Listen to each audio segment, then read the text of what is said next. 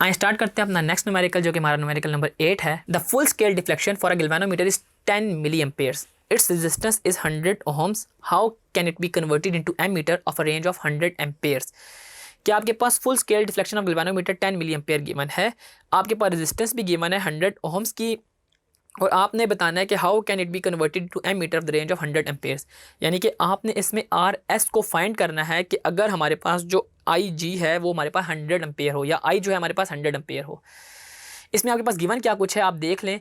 आपके पास में गैल्वेनोमीटर का जो आर जी है वो गिवन है 100, और जो गैल्वेनोमीटर का करंट है वो हमारे पास गिवन है 10 मिली एम्पेयर्स। कितना गिवन है? 10 मिली एम्पेयर। यानी कि जो आई जी है वो आपके पास गिवन है 10 मिली एम्पेयर्स, और आपके पास जो आई है वो है 100 एम्पेयर्स का। गैल्वेनोमीटर में आपके पास सबसे कम करंट गुजर रहा है, इसके अलावा बाकी सारा का सारा करंट हमारे पास शंट रेजिस्टर से गुजर रहा है। तो हमारे पास फार्मूला आपको याद होगा, आर एस का फार्मूला था I G, R G over I minus I जी।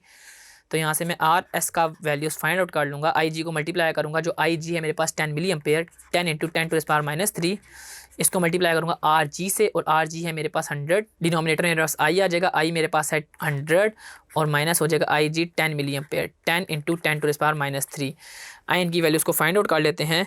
पहले मैं न्यूमरेटर में लिखूँगा 10 इंटू 10⁻³ और इसके साथ मल्टीप्लाई कर दूँगा मैं 100 को, और डिनोमिनेटर में मैं लिख दूँगा 100 माइनस 10 इंटू 10⁻³ और जब मैं इक्वल टू प्रेस करता हूँ तो मेरा आंसर आता है 0.01 ओहम्स।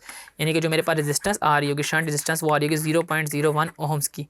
कि अगर आपके पास जो गैल्वेनोमीटर में से 10 मिली एम्पेयर करंट गुजर रहा हो तो हमारे पास टोटल 100 एम्पेयर्स करंट हो, तो शंट जो होगी हमारे पास 0.01 ओहम की होगी, जिसको हमने फाइंड आउट किया by using R S is equal to I G R G over I minus I G से।